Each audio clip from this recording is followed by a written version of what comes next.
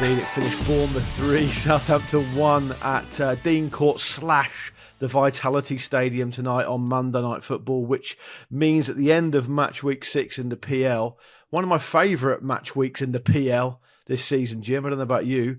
The Cherries popped their way up to 11th and Southampton languished down in 19th, still looking for their first win of the season. And Jim, when people ask me where I want to see Southampton, I just respond with the word languishing. I don't care where they are or what they do, as long as they're languishing. And they spent quite a lot of that game tonight languishing, did they not? They did. I'm going to be honest, there were points where we were thinking, could this be another 9 for the Sea Slugs?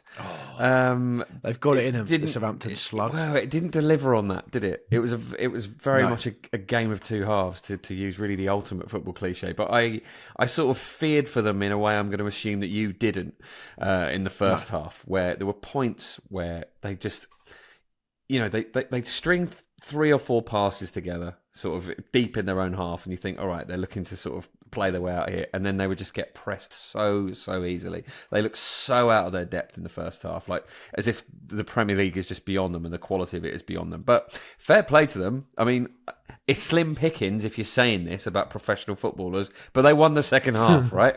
So if they can start winning halves, it's something to build on, surely. I don't know if it was fully a game of two halves to occupy the entirety of the cliche. I think they were slightly better in the second half. The way that Southampton set up in the first half was very strange. I mean, they played without a striker. They had 5 forwards on the bench. It was all a little bit complicated. It massively smacked of kind of trying a bit too hard, trying to be a bit too clever. Yeah. And Bournemouth kind of ran away with it a bit. The first exchanges, the early knockings, I thought Southampton didn't start too badly. Like they won the ball back a fair amount. Their press was okay. And then the Bournemouth goal, which was a fantastic kind of instinctive finish from Evan Nilsson, who's, to be fair to him, has hoiled and toiled. I meant to say kind of toiled and huffed and puffed at the same time there, and I went hoiled and toiled. Yeah, he's hoiled and toiled this season. But that goal should do him a world of good. For those who were listening and didn't see it, it was like a quick free kick from Marcus Tavernier. And Evan Nilsson kind of just stuck a leg out over the ball, came over his shoulder, stuck a leg out, flicked it into the bottom corner, and they were away then. And that is really, I think, Southampton's main problem in a nutshell. They are so soft-centred that they concede, then they look all at sea. 15 minutes later, they concede. 7 minutes after that, they concede. And really, you leave yourself with far too much to do if you're going to do that in the first half, right? Yeah, very much so. I mean, they would never. Yeah, I entertained the idea that they might get back into it when they scored that goal in the second half, but they never really looked like putting enough kind of moments of quality together to truly threaten Bournemouth. I mean, if you were just sort of looking at that without knowing the names of the teams, Bournemouth, you would probably think they're a team that are a lot further ahead than Southampton in a lot of regards. They were the individual quality that a lot of the Bournemouth players had looked like just way too much for Southampton to deal with. Obviously, Antoine Semenyo stood out massively, got a goal and an assist. I think he's an interesting player, isn't he? I think he's not far away from being linked to big money moves elsewhere. He had a really good all-round game tonight, where I imagine that Bournemouth fans would tell us that that's fairly typical of his performances. His defensive shift was very, very good as well. And he is just so comfortable on the ball and so confident on the ball. He can just slice through teams. It's really, really enjoyable. And they didn't really have much of an answer to him, particularly for his goal, because, of course, it was such a moment of quality. But he has so much space to do what he does there, and they were a lot better at shutting that stuff down in the second half. And you could tell that had a rollicking from Russell Martin from how he came out early, looking absolutely fuming, like he'd run out of energy, so he had to go and have a sit down away from all these men he was annoyed at. But yeah, it felt like more of a mix. It felt like more of a mismatch than Southampton fans would have been hoping for. Yeah. So there's a lot to unpack there, Jim. I'm going to try and go through that in kind of some semblance of an order. Russell Martin did indeed look like, when he came out for the second half, that they just called last orders at Ocean Beach Club Ibiza. Antoine Semenyo is a great player. I think he's really good. He's making big contributions for Bournemouth now. I think that's his 10th goal contribution across his last 20 Premier League appearances for Bournemouth. He's got an interesting story as well. I think he was picked up from a sixth form college in Bristol at the age of about 18. Lee Johnson at Bristol City at the time kind of didn't really know what to do with him. Nigel Pearson name came in, played him through the middle, and he was away really. I mean, before that he was he's farmed out on loan, played out wide. People around him talk about how confident he's become as well. He used to be a bit of a shy lad. He's got a big contract at Bournemouth now till 2029. But is there a clause, Chris Kamara? Is there a clause in there? Because he looks like he could play at a higher level. Now, Bournemouth fans won't thank us for saying that, but I believe he's a Crystal Palace fan as well. I believe he was keen to go to Crystal Palace when he couldn't agree a new contract at Bristol City. That would kind of fit, right? He seems like a bit of a Crystal Palace player, the type of attacking players they tend to have. But he was very good tonight. And I think he's one of those players who's improved, and Southampton couldn't really deal with him. You're right to say that he took his goal away. He had so much time and space. I mean, the problem is for a team like Southampton, who are still really struggling to find their feet in the Premier League, you got a player like Semenyo who's really kind of fit and firing and really enjoying his football. He can drift into space. It's hard to pick him up, and as Southampton chased the game because they left themselves so much to do, he's going to get more and more space.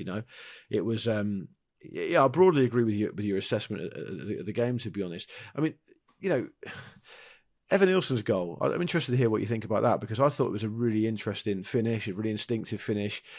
It'll be absolutely crucial for him, I think, as he said. I mean, if you look at the goals he scored for Porto, almost all of them are inside the penalty area, different types of finishes, sort of well-timed runs, like Johnny on the spot stuff. And I wonder if it's really going to mean that he's going to start to score more and more now. Yeah, I think he's a really interesting player. I agree it was an instinctive finish, and it looks like something where he's barely even looked at it. It's like another cliche of him knowing where the goal is, all that sort of stuff. And it's interesting the ball comes over the shoulder though, right? It's a really difficult thing to get right. Really, really difficult thing to do. Absolutely, and he's just done it with aplomb there. But he's obviously come from Porto, where he'll be used to them dominating games. And in a game like this one tonight, where Bournemouth have, the balance of the game has gone in Bournemouth's favour like that, and they've had a lot more of the ball and really sort of been the protagonist. He's delivered. And I just think it must be really exciting for Bournemouth fans who've been around for a long time and seen them come up through the divisions to have just a Brazilian bloke called Evan Nilsson. Like, it's just Brazilian they're used to the Steve Cooks of this world. It's just exciting, isn't it? It's amazing how far they've come as a club. It really is, and I would say, as we mentioned a second ago, where the second goal comes 15 minutes later, third goal comes shortly after that. To pick up on what you were saying earlier about how it could have got worse and worse for Southampton, because those kind of quite famous hallmark results they've been on the wrong end of, against Leicester, and it does make you think, oh God, how bad could it get for them? Now, obviously, I'm loving that, but most people, kind of casual observers, like I thought towards the end of the first half, it started to actually get quite brutal for them. Mm-hmm. They were all at sea. It was almost like a boxer hanging on towards the last minute of a round. Half time came at a brilliant time for them. But I do think, you said earlier that perhaps Russell Martin gave him a bit of a rollicking at half time. What he actually did, I think, or what he should have done, is said, lads, I got it wrong in the first half. We need to change it. They did change it in quite a big way. He brought on Ben Brereton Diaz and Ross Stewart at half time. He made 3, didn't he? Not 2. He made 3. You're right to point that out. Joe Aribo, Ross Stewart, and Ben Brereton, and went back to a similar way they played against Ipswich, where they were unlucky not to win. Obviously, they conceded very late on, and it looked so much more coherent for them. And what you were looking for was a reaction, and we got one, right? Because Taylor Harwood-bellis scored after 5 or 6 minutes of the second half. And it started to become a little bit more interesting. But then what obviously tends to happen in that situation is Bournemouth start to carve them open a bit as Southampton chase the game. I just thought the key moment was a ball across the box after about 70 minutes. It was a really good bit of fullback defending from, I think it was either Smith or Kirk. It's one of the fullbacks, I forget which one. But it could have been a goal. I mean, if they hadn't have done that, it would have almost certainly been a goal. If they got a second goal, it would have been a really interesting final 20 minutes, wouldn't it? And it felt like the sort of game where it might deliver on that, actually. It was a sort of a kind of classic Monday night, kind of autumnal, very, very loud game where it kind of threatened to be something great. And I thought it was actually a great game, like the balance of it overall. Like the first sort of 15 minutes or so, I was like, oh, God, are we going to have a bit of a dud here? But I thought it was a really sort of interesting spectacle. But Yeah, I think the changes made such a difference at half time, as you rightly point out. It was night and day. Southampton really looked a different team there. And I would also sort of reserve a bit of praise for Adam Lallana, who came on fairly late, but managed to get a lot more control in terms of Southampton's midfield. He played really deep, almost kind of in a kind of Ross Barkley kind of modern style, where he was kind of hanging back there and just making sure that they had a grown up in there, really, just not giving away silly transitions. And I think sooner or later they are going to have to switch to that sort of play full time, because I think we saw in the first half they've essentially maybe identified Bournemouth as the team who they can use their kind of more free flowing championship style against, and it just hasn't worked. They've just been so easily outplayed that the second half has to be the blueprint, isn't it? We almost saw Graham Potter kind of losing interest in the job in real time. I was going to ask you about that as a pundit on Monday Night Football, and I think. Yeah. It was outrageous him just turning up to the broadcast, wasn't it? I mean, even I, who do not have any space in my heart whatsoever for anything to do with the city of Southampton or the football club, even I was a bit like, this is particularly brutal. People have been linking Potter with the job. He's been out of work for a while. He's clearly a better manager than Russell Martin. He pops up on TV for a reason, right? He ain't just doing that for the good of his health. And but the payoff he's got from Chelsea, he doesn't need the money, so he's obviously kind of positioning himself. And then Southampton start the game off like that, and you think, oh my goodness me. But you're right. I mean, Potter is a curious TV prospect, isn't he? Because he's a booking on Monday Night Football because he's a manager of great reputation and he's out of work. But I don't know if I'd pay to watch him talk. No, he's not someone who's kind of strikes me as being particularly box office. And we are sort of in an era now where you sort of expect that of people. He's supply teacher, PE. Oh, massively. I think that him being there as well, as you say, is a little bit crass. They might as well have had like an actual vulture just sat in the corner on a stand, just with no further reference to it. To me, I see Graham Potter and I just see a man in a tracksuit in a classroom looking like quite confusingly at a VHS videotape and saying, right, Mr. Campbell can't be here today, so you're going to watch this. Puts it in there, then goes to sits at the back of the room, classroom, just playing with his phone. You'll get no change out of him if you try and wind him up. You get absolutely nothing out of him. No. And enjoy a quiet bishop's finger on a Friday night. But he does look like spotless, really. He does look like the kind of supply teacher that may kind of get quite animated, and you might get away with not doing any work if you started to talk about like cricket or something. Yeah. He'd be into absolutely. it, or golf. Definitely. He's that kind of guy, isn't he? You could trick him into teaching you absolutely nothing. Oh yeah, as I could Chelsea did. To that. yeah, exactly.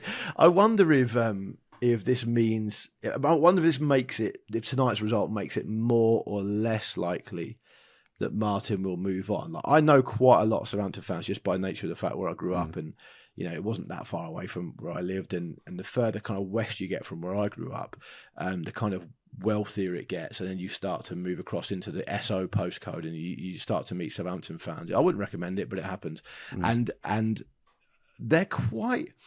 I don't want to say mixed, because I do think the majority of them are really appreciative of what Martin has done.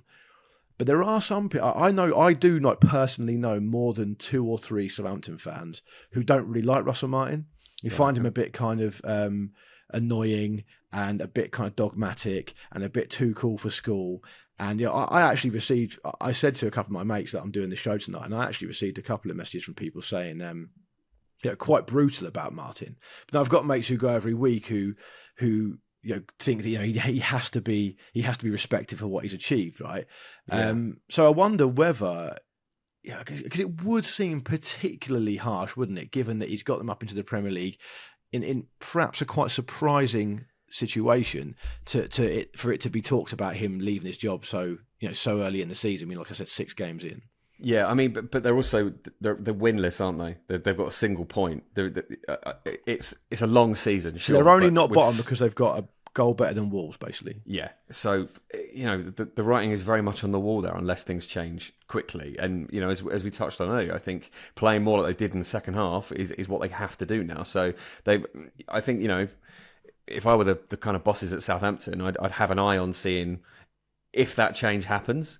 And if it's effective, maybe almost, kind of give him another chance from now. There's a naivety to them that we've seen quite a lot. The Man United game was like that as well, where You just always felt they were going to lose it, even though it sounds mad to say it, but there were points where they're actually like really kind of overrunning Man United in midfield. But they missed that penalty, and it just felt like, they're not going to be able to take the game by the scruff of the neck here. And it's going to be a long old season if they don't change it up.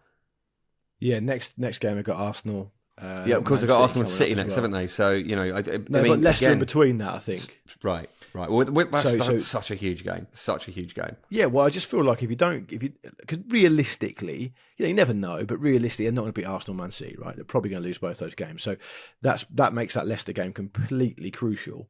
And if you lose that one as well, all of a sudden, already, you're not even out of October yet, and you're seeing yourself kind of cut adrift. Now, even worse news for Southampton fans everywhere, a new supercomputer has predicted Southampton to finish bottom on 15 points this season, which would put them, by my calculations, 1 point worse off than Sheffield United last season, who I believe got 16 points.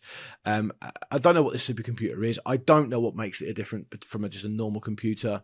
I don't know why you need a supercomputer to do it, but one has run 10,000 simulations and had Southampton finishing bottom with 15 points. Interestingly enough, it also had Man United to finish 11th, which would be by far their worst ever finish. I don't know how you can predict this stuff. I don't know if it means anything more than just easy PRable copy for whatever company has done this. But it's not great news. No, it's not great news, but no one ever keeps track of these, do they? If all of these things come true, like to a point, to a word, we still won't remember it at the end of the season. So, no. It will be massive news if a so-called supercomputer correctly predicts the Premier League in its entirety. But I'm not holding my breath to see that happen. I wonder if it'd be... I mean, it's not going to be any more accurate. I mean, I've got the table in front of me now. I can see it here. It's not going to be any more or any less accurate than the ones we did before the start of the season. I mean, probably not. It's just total guesswork. Look, just quickly before we move on to some other news that we're going to round up before we go. Finally, on the Bournemouth and Southampton game, what did you make of the mid-game interview, courtesy of Sky Sports' David Craig with Marcus Tavernier? I sort of couldn't believe what I was seeing. I almost missed a goal when Bournemouth had that late breakaway because it reminded me of a time that a dog ran onto the pitch in Brazil and then pitchside reporters ran over to him and interviewed him. So I watched that. I prefer a dog. Yeah, way better. It's just it feels very American, doesn't it? It feels very kind of NFL in a sport where there aren't quite so many stoppages, so it doesn't feel as natural. I kind of, I don't mind broadcasters trying something new, but it just seemed a bit out of place, didn't it? It seemed a bit strange.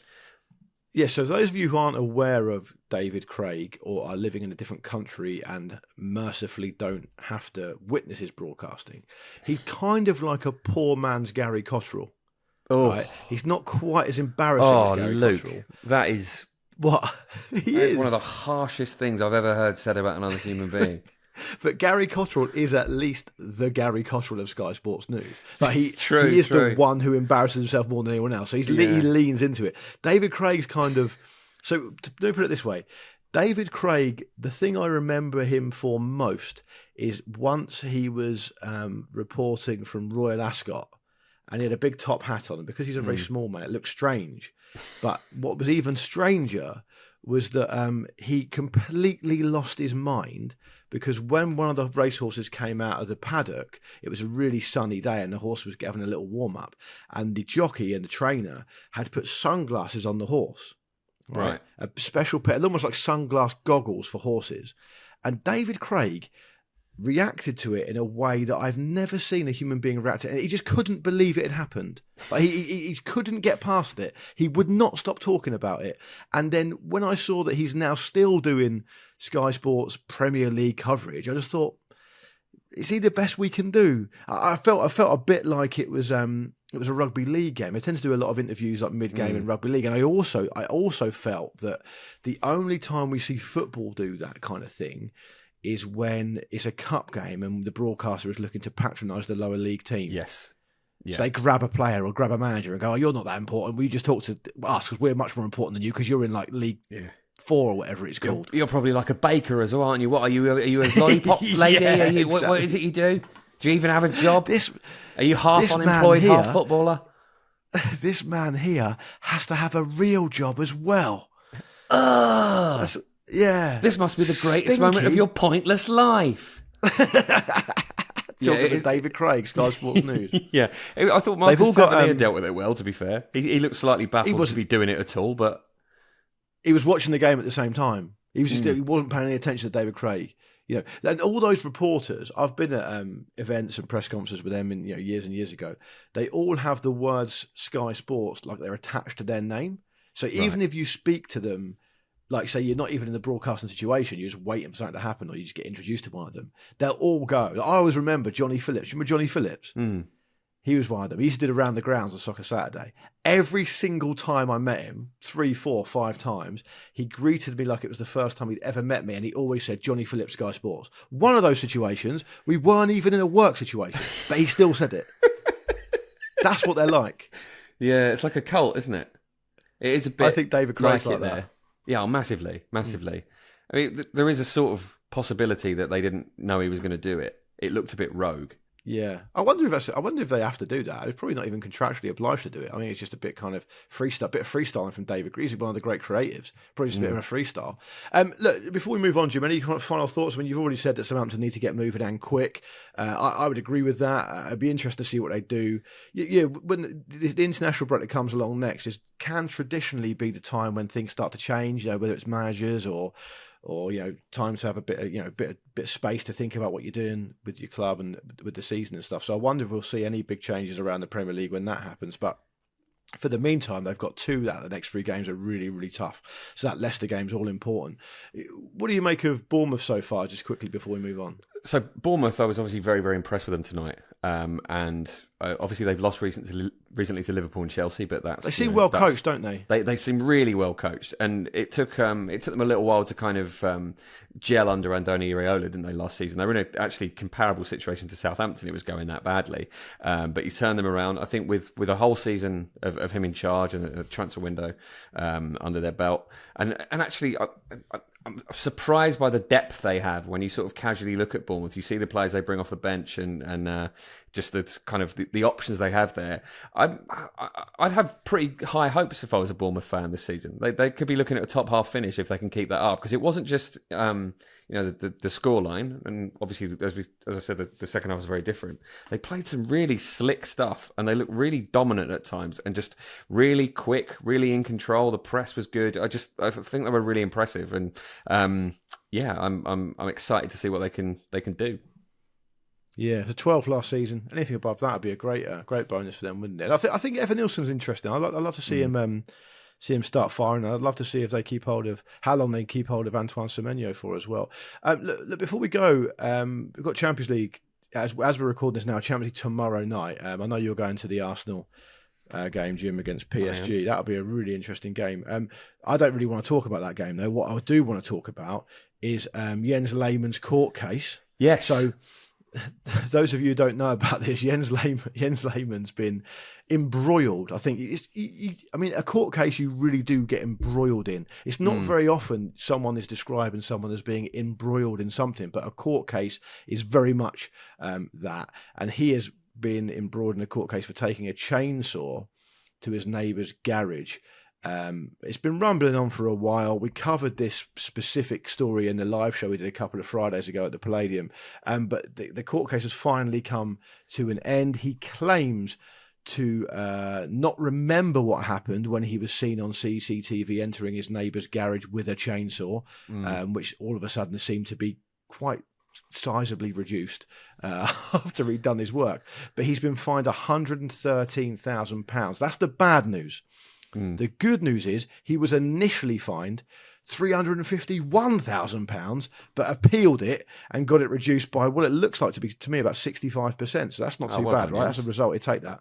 Yeah, that's pretty great. I mean, this has been going on for years, actually, this case, isn't it? It's taken a long time to get to court. It's like the staircase, just rumbling on and on and on. Not quite as serious as that. Yeah, maybe not quite as serious. July 2022 it started. Yeah, but that feels a long time. It's funny. Lehmann has changed his story because some of the quotes I saw from him a little while ago when we were looking into this before doing the live show were that he said that it was just a coincidence that he was holding the chainsaw while he was in the garage. There was nothing to do with each other. I do think because didn't he break the security cameras of the guy as well? Yeah. I just think, like, do you even need security cameras if you live next door to Jens Lehmann? Like, if something bad's happened, it's him, isn't it? It's obviously him. He cut the cables to the CCTV cameras before he did what he did, but didn't know the cameras had batteries in them, so carried on recording.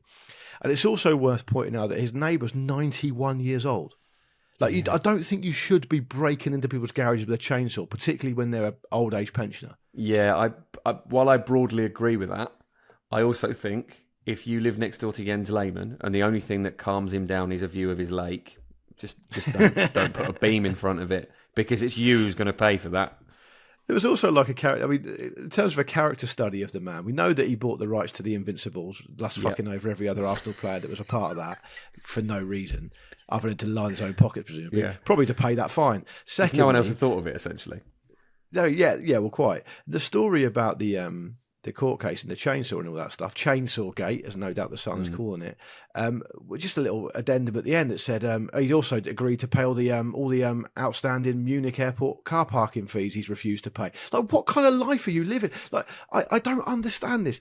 You could probably, if you have the means of Jens Lehmann, you could probably get someone to do your admin for you. Yeah. I don't understand why you just wouldn't pay car parking fees at an airport. But apparently they've been outstanding for ages, and he's refused to pay them. And he finally just went, "Oh yeah, I'll pay them then." Just pay them. Just does what he likes, doesn't he? He's living life like it's Grand Theft Auto. It's very much like a kind of quite boring and shit Grand Theft Auto, isn't it? Yeah, where you don't do your admin and you find a chainsaw and then coincidentally something happens to your neighbour's house, but it's not your fault. Actually, if anything, you're the victim.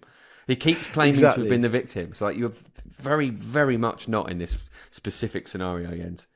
Do you remember when he had that? I forget which opposition player it was, but do you remember when he was playing against? I think it might have been. I don't think it was Chelsea, because it was the Lehmann versus Drogba Chelsea. Yeah, no, they're not that. There's another incident where it was a corner and Jens Lehmann's team were defending the corner, and one of the strikers' boots came off, and before he could get it, Lehmann grabbed it and chucked it on the roof of the net. Oh yeah, and the guy wasn't tall enough to get it back. Yeah, I remember in the middle of a game. Yeah, I mean, Jens going to Jens, isn't he? I think you are very much the Jens Lehmann of the Ramble, if you don't mind me saying, Jim. Oh, thanks. Will you take that? Yeah, I mean, I'll take that. Before we go, tomorrow night against PSG, important game for Arsenal. These are the kind of games that you live for when you're a team, you support a team that are in the Champions League, right? Yeah, I'm looking forward to this one. Although, the way, fucking hell, sorry to cut in, but I just completely forgot. I saw the PSG team bus today. Oh, really?